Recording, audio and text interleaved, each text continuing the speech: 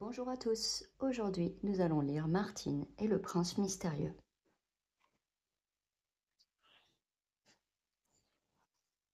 Avec les personnages de cette histoire, Martine, Peppino, un jeune et mystérieux garçon habitant Venise, et Patapouf. En place, silence, action.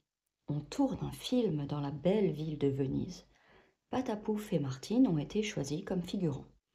Le cinéma, c'est amusant, au début, mais entre deux scènes, on s'ennuie très vite. Martine aurait préféré être là-bas, dehors, au bord de ces canaux où il y a tant à voir. Pendant la pause, Martine descend flâner au bord de l'eau. Soudain, hé, vous, pouvez-vous m'aider chuchote un garçon. Vous aider? Comment? Sautez dans la barque et ramez. Martine obéit aussitôt. Merci, dit l'inconnu, vous venez de sauver la vie du prince Peppino. Mais ne restons pas ici. Des bandits me poursuivent. Il faut attacher la barque et s'éloigner encore. Un prince poursuivi par des bandits, pense Martine. Quelle histoire! Il s'élance alors à travers la ville. Franchissent des ponts, des escaliers. Il faut de bonnes jambes pour fuir dans Venise. Mais fuir qui? Demande Martine. Je ne les vois pas, moi, ces bandits. Martine est inquiète. Peppino, lui, semble joyeux, comme s'il avait oublié la terrible menace. De temps en temps, quelqu'un lui crie en italien « Buongiorno, Peppino !» et il répond d'un grand bonjour et d'un signe de la main. « Pensez-vous que les méchants vous poursuivent encore ?» lui demande Martine. À cet instant, il se fige. « Oui, ils sont là-bas, murmure-t-il. Ils nous observent. Partons vite !» Les deux amis courent jusqu'à une grosse colonne. « Vous les voyez toujours ?» demande Martine en se cachant. « Non, pour l'instant, on est hors de danger, mais restons sur nos gardes. » Sur la place, une petite fille regarde Martine avec émerveillement. C'est vrai qu'avec mon diadème et ma jolie robe, je ressemble à une vraie princesse. Justement, ça me donne une idée. Pourquoi ne pas échanger nos vêtements propose-t-elle à Peppino.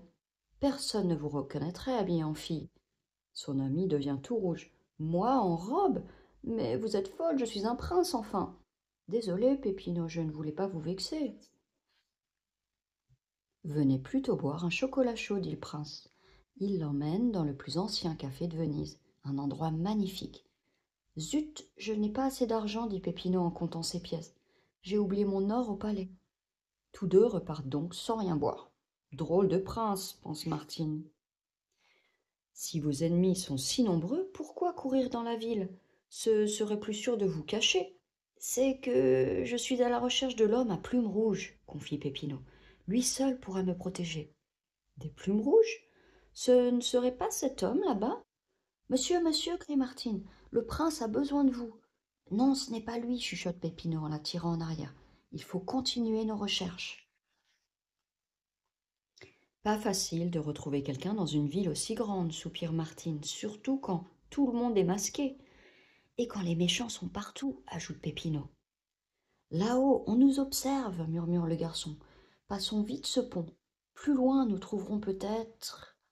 Prince, l'interrompt alors Martine.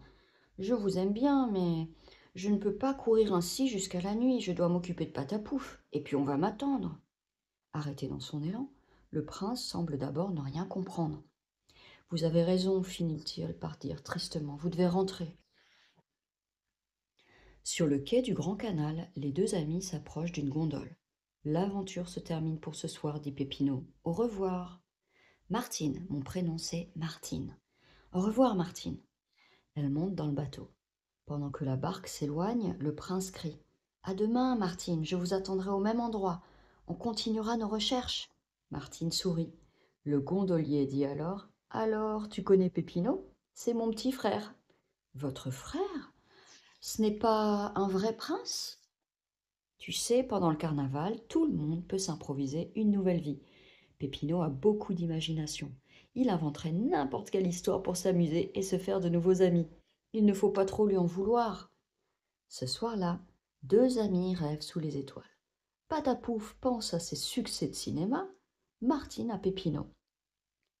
Demain, je te présenterai un prince, dit Martine. Un vrai prince? Aussi vrai que toi, tu es un grand acteur. Et voilà, C'est la fin.